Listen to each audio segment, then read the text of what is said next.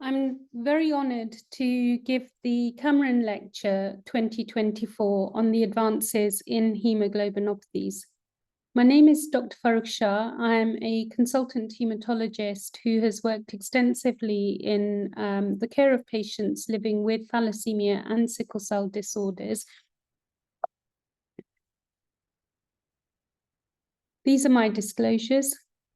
So I'm going to basically talk about standards of care and curative options for thalassemia and sickle cell disease, initially focusing on bone marrow transplantation, and then talking a little bit about gene therapy. And then I'm going to start to talk a bit about novel therapeutic treatment options that are now becoming available. And finally, with my opinions on what the future may hold for patients with hemoglobinopathies. So the key things around standard of care with regards hemoglobinopathies, and in particular with regards thalassemia, is that we know that this is a lifelong treatment regime that is dependent on regular blood transfusions, iron chelation therapy, and for the monitoring of complications of iron overload. Standard regimes actually will result in a very good survival outcome in patients, as you can see from these survival curves from Forni et al. Looking at the Italian population. And this is extremely good because it means that standard of care is associated with a good life expectancy. However, this comes at a cost, and the cost has been very much around quality of life for patients. And in this particular study, where we looked at patient-directed questionnaires, looking at health-related quality of life, what is very clear is that even though patients are expected to lead a pretty normal life expectancy currently, it comes at the cost of a negative impact on the quality of life, with impacts on daily living, on their social life, family life, work and education, and associated with all of the stigma. Conventional treatments are burdensome. They require full compliance with the treatment regime, and treatment regimes have got side effects. It affects people's psychological and physical well-being, and there is definitely an unmet need for improvements in treatment to reduce all of these adverse impacts of treatment for patients. In sickle cell therapy, treatment is lifelong again, but we have very limited choices with regards to treatment. Standard of care is basically folic acid, penicillin V, appropriate immunizations, and analgesia. Disease-modifying therapy at the moment is really very much restricted to hydroxycarbamide or blood transfusions, which can be administered either as a top-up transfusion, red cell apheresis, manual exchange, and they can be given either on a regular basis or on an ad hoc basis. And the best that we can do for our patients with sickle cell disease is to ensure that we're monitoring for complications, identify complications early, and intervene where we can with appropriate therapeutics for those complications. Survival in sickle cell disease is really not as good as it should be, and certainly well below the average life expectancy for a normal healthy adult. And what you can see here is that about 62% of patients are expected to be alive at the age of 45, and that goes down very considerably, down to about 25% or thereabouts at the age of 65. Sickle cell disease is a very variable disease with a very variable phenotype, with people ranging from mild disease to very severe disease. It is associated with a wide array of complications. As you can see here, there's a vast range of complications that patients can get. And quality of life is really impacted by both the complications that patients can develop, but also directly impacted by the presence of recent vaso-occlusive events. So research and development takes a very long time, and unfortunately, thalassemia and sickle cell disease have been very much orphan diseases with regards interventions and the development of therapeutics. And here you can see the path to innovative therapies can take decades. And this is just an example of thalassemia and the timing between patients getting treatment in clinical trials and then moving on to therapeutic treatments being available clinically. And with sickle cell disease, the path is almost longer in many ways. And this is just an example of a gene therapy pathway for patients with sickle cell disease and the length and the breadth of time that has taken to arrive at the point where we are now. There are many therapeutics that are being investigated for both thalassemia and sickle cell disease, and a variety of different mechanisms are being targeted. So, for example, we have direct targeting of erythropoiesis with drugs such as luspatercept. We have molecules that are targeting iron hemostasis, so drugs such as VITS and biopretin. These are particularly focusing on hepcidin regulation and modification of hepcidin and iron metabolic pathways. And then other drugs such as voxelotor, which are targeting the production of hemoglobin, and then pyruvate kinase activators, which are impacting both on sickle cell disease and thalassemia patients by improving hemoglobin levels because of stabilization of the pyruvate kinase pathway. So I'm going to start off my talk on advances in therapy, particularly focusing on transplantation. And I just want to thank Professor Josu de la Fuente for his slides on Betty cell and haploidentical transplantation. So the real pivotal study was this study, which was published in 2016, which looked at haploidentical transplants in patients with sickle cell disease. And this was a game changer from a clinical trial point of view. This study took really sick patients with sickle cell who had multiple comorbidities and severe sickle cell disease. And you can see this is the kind of complications that patients had. They had pulmonary hypertension, they had recurrent episodes of acute chest syndrome. The majority of them had had avascular necrosis of the bones. And so this was a very severe phenotype of patients.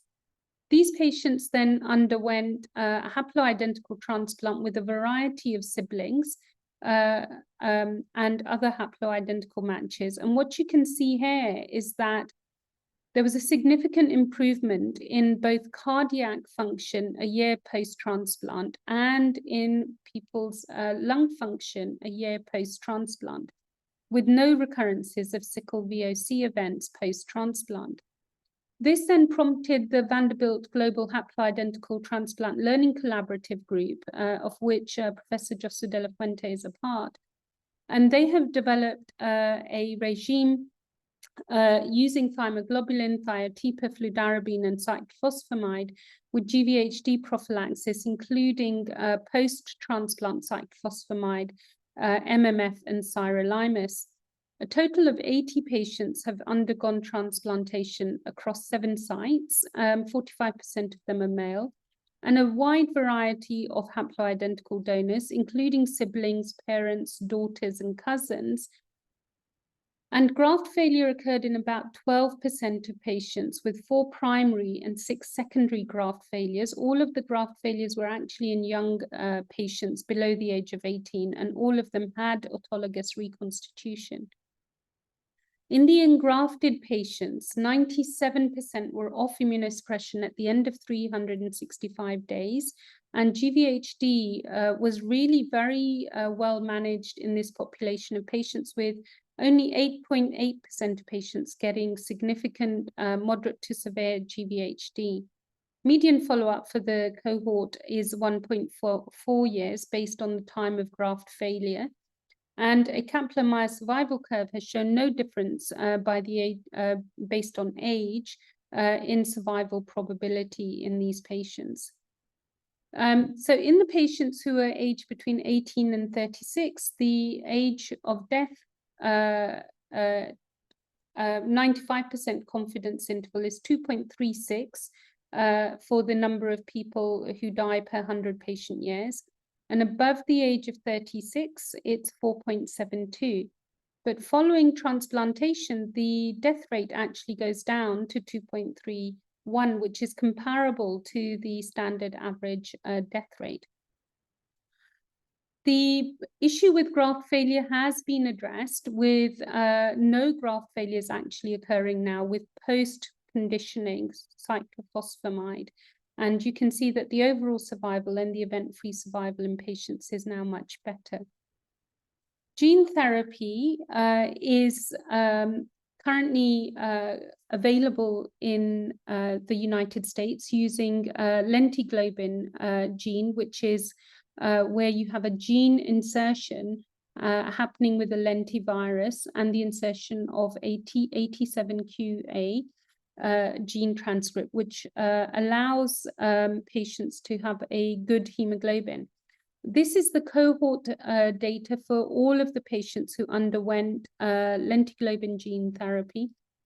And the gene therapy is done as an autologous bone marrow transplant, initiated by a stem cell collection, followed by gene editing, which allows the gene insertion, and then myeloablative conditioning, followed by a transplant or an administration of the lentiglobin product. The cohort of patients were 3 groups, A, B, and C, and there were significant improvements in the transfection of the lentivirus technology that was being used at the time. And so patients who were in the group B and C ended up with much more higher vector copy numbers and better stem cell numbers being administered to them, and actually did much better. If you look at the lentiglobin cohort for the patients, you can see here the red dots are the VOC events pre-transplant. And then in the post-transplant, in the yellow bars, you can see that none of the patients actually get vaso-occlusive events after transplant. In the thalassemia population, what you can see here is the frequency of the blood transfusions of the patients prior to transplant. And then these are the results of the patients after transplantation. And you can see that the first cohort, where they got lower copy numbers, they continued, a number of them have continued on regular blood transfusions. But in patients who received the more refined cohort, more refined lentiglobin gene transcripts, they have attained transfusion independence with extremely good hemoglobin levels, ranging from 11 to 13 in the group, in the older cohorts, and with hemoglobins of around about 10 in the younger cohorts. CRISPR-Cas9 gene editing is exactly the same mechanistic process, in that it is a stem cell harvest followed by busulfan conditioning and followed by transplantation. The difference is mainly the fact that in this situation, the gene is edited using CRISPR-Cas9 technology, and this acts on BCL11 and allows an increase in hemoglobin F production in patients who are receiving the transplant. So it does not involve a viral transcription. If you look at the data in the thalassemia population with the CRISPR-Cas9 gene editing trial, you can see that patients are on regular blood transfusions prior to transplant, and then post-transplant, all but 3 of the patients have attained transfusion independence with extremely good post-transplant hemoglobin levels. And the side effects have been really quite limited in patients, and there's about the HbF production is actually pancellular in these patients. The data from the sickle cell cohort is very promising as well. What you can see here is the VOC events that patients were having, and post-transplant, only 3 patients have had a vaso-occlusive event. One of them was related to a parvovirus B19 infection, which resulted in a red cell aplasia. This is the pancellular distribution of hemoglobin F in patients with very good pancellular hemoglobin F present in the patients after transplantation.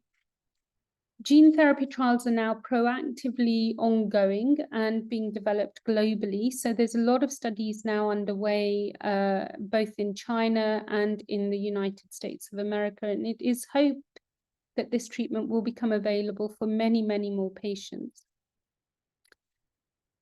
I'm going to now talk a little bit about existing therapeutic agents that are currently available for patients. And we have had a number of rather disappointing challenges with regards to the newer agents. Reblozyl is not available in the UK. This is the brand name for luspatercept, so we're unable to use this. Oxybrita, also known as a GBT, and crizanlizumab, both therapeutics were approved by NHS England as part of managed access programs. They have now been withdrawn and are therefore no longer available for patients. So what do we have available for patients now? Well, thalidomide and hydroxyurea are repurposed older therapies, which are really pretty effective. Thalidomide has been extensively investigated, mainly in the Southeast Asian countries for patients with thalassemia. It induces hemoglobin F, and the mechanism of action has shown that this is via GATA1 binding factor and inhibiting inflammatory factors such as TNF-alpha. It results in an increased production of intracellular reactive oxygen species and an increased production of ROS-mediated P38 MAP signaling and histone acetylation. Pomalidomide is also a potent HbF inducer with less teratogenicity risk. A meta-analysis of thalidomide use as monotherapy in thalassemia patients was recently conducted by Liu et al., and this really looked at retrospective and prospective studies for patients receiving thalidomide who had a diagnosis of beta thalassemia. The exclusion criteria for this meta-analysis was thalidomide in combination with other therapeutics and patients who'd gone treatment for less than 3 months. In total, they had 12 studies in the meta-analysis. You can see that these 12 studies are mainly in China, India, Bangladesh, and Iraq. Overall response rate was defined as a 50% reduction in transfusion requirement or an increase in hemoglobin of about 1 gram per deciliter for transfusion-dependent patients. And for non-transfusion dependent patients, overall response rate was defined as an increase in hemoglobin of about 1 gram. Complete response rate was defined as a complete cessation of regular transfusions. Now, if you look at the meta-analysis data, 7 studies assessed ORR in NTDT or non-transfusion dependent thalassemia. And the overall response rate was 91%. So 91% of patients with non-transfusion dependent thalassemia had an increase of at least 1 gram in their hemoglobin level. 8 studies looked at thalassemia transfusion dependent patients, and 83% had an overall response rate. So a considerable improvement in patients' hemoglobins with both non-transfusion dependent and transfusion dependence. Now, complete response rate was the absence of requirement for transfusion, and 9 studies looked at complete response rate in transfusion-dependent thalassemia, and this was 52%. 52% actually came off regular blood transfusions with TDT. And the improvement in hemoglobin really was quite significant, with at least a 1.6 grams per deciliter improvement in hemoglobin across 8 of the separate studies. Safety profile for thalidomide, 30% of patients did get side effects, but these were generally very mild side effects, mainly associated with constipation, sleepiness, a mild transaminase rise. 3 patients actually got a peripheral neurotoxicity, and 1 patient had a central venous thrombus, and 1 patient had a seizure. Combination therapy with hydroxyurea and thalidomide is also extremely promising and has been studied in a number of different groups. And this study by Bhattacharya et al. Looked at 41 transfusion-dependent patients who'd failed a reasonable trial of hydroxyurea. And these patients, 19 patients, had a complete response. They became transfusion independent, and 15 patients had a partial response with an improvement in hemoglobin and a reduction in transfusion burden. A retrospective analysis conducted by Garg et al. Actually looked at 87 patients with beta thalassemia who'd received a combination of low-dose thalidomide with hydroxyurea, and the doses are actually really pretty low. And 63%, that's 72% of patients actually attained transfusion independence in this Indian cohort of patients. So new investigational drugs are currently, because the other drugs have been withdrawn from the market, mitapivat is the primary investigational drug that is closest to coming out towards regulatory approvals. And I just want to say thank you to Agios for the latest trials and trial outcome data. So there are 3 clinical trials currently running in hemoglobinopathies. There's the Rise Up clinical trial with sickle cell disease, Activate Kids and Activate Kids T, which is looking at pediatric pyruvate kinase deficiency. And you have Energize and Energize T, which is looking at adult patients with transfusion-dependent thalassemia and non-transfusion-dependent thalassemia. The mechanism of action for mitapivat is that it increases pyruvate kinase activity and ATP levels in red cells in patients with beta thalassemia, and this therefore ameliorates the effect of ineffective erythropoiesis in patients with thalassemia. The Energize studies basically are really pretty large studies.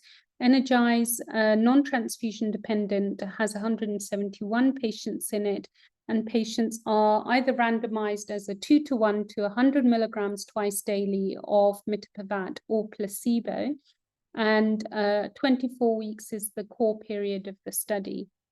The Energize T is looking at 240 transfusion-dependent patients, again given 100 milligrams twice daily or placebo as a 2-to-1 randomization. Firstly, I'll present the Energize data in the non-transfusion-dependent patients, and this actually recruited patients with alpha and beta thalassemia non-transfusion dependent. So this included hemoglobin H disease, for which there has not been any therapeutic options available so far. The subgroup analysis showed that the effects of mitapivat were not driven by any individual subgroup. And if you look at the data here, what you can see is that in patients on mitapivat, that was 130 patients, a significant proportion of patients achieved the target of a 1 gram rise in hemoglobin. And you can see that there's a lot of patients with alpha thalassemia in this cohort. And in the placebo, clearly there was no response. The FACIT fatigue is a really important tool for assessing fatigue. And what you can see here is that in the mitapivat group, there was a significant improvement in the fatigue scores for patients, even if they didn't necessarily get a 1 gram rise in the hemoglobin. So even just having a smaller rise in the hemoglobin did result in an improvement in patients' symptoms. Whereas in the placebo group, you can see that there is obviously some placebo effect for patients, but it is much smaller. The Energize T data is really also extremely promising. Now, this study had 258 patients with a 2-to-1 randomization. 171 patients received mitapivat. Transfusion reduction response was defined as a 50% reduction in transfusion requirement, or more than 2 units of red blood cells reduced in a 12-week period. And you can see here that there was a significant reduction in the transfusion requirement for patients, and this was statistically significant. So the treatment with mitapivat demonstrated significant improvements in all key secondary endpoints evaluated with regards to the reduction in transfusion burden. So greater than 50% reduction in transfused red cells in any consecutive 24 weeks. compared to baseline. And transfusion independence, 9.9% of patients actually attained transfusion independence on the therapy. Now, in sickle cell disease, pyruvate kinase has two mechanisms of action. So one is obviously the improvement in the ATP levels in the red cells, which stabilizes the red cells. But the other effect is the impact of 2,3-DPG. So decreasing 2,3-DPG reduces HbS polymerization, and this actually also provides an additional benefit. Now, the RISE UP study, this data was presented at ASH in 2023, and this is a phase 2/3 study looking at patients with sickle cell disease, and it was basically looking at 50 milligrams twice daily, comparing it to 100 milligrams twice daily with placebo. And patients then move into a long-term follow-up with this. In the hemoglobin responders, you can see that there have been significant improvements in the hemoglobin levels for patients with sickle cell disease. And this is very minimal in the placebo group. And in addition, one of the other things that's really important with the RISE UP study is that the VOC events appear to have been significantly reduced as well in patients who responded. So in conclusion, there are real challenges with developing disease-modifying therapy for people with sickle cell disease and thalassemia. And the lack of luspatercept in the UK and the global removal of crizanlizumab and voxelotor have really created a lot of heartbreak for many patients, some of whom had really good benefits with these therapeutics. Mitapivat is really eagerly awaited. The results look extremely promising, but we must maintain a degree of caution in light of our recent experience with the other drugs. And promising treatments, I think, really we are moving towards the era of curative therapy with haploidentical transplantation, gene therapy, and repurposing of old therapeutics in the field of hemoglobinopathy. So drugs like thalidomide and hydroxyurea are showing very promising results in studies coming out of Southeast Asia. So finally, I just want to say thank you so much for inviting me to give the Cameron lecture. I am very honored to have been given this opportunity.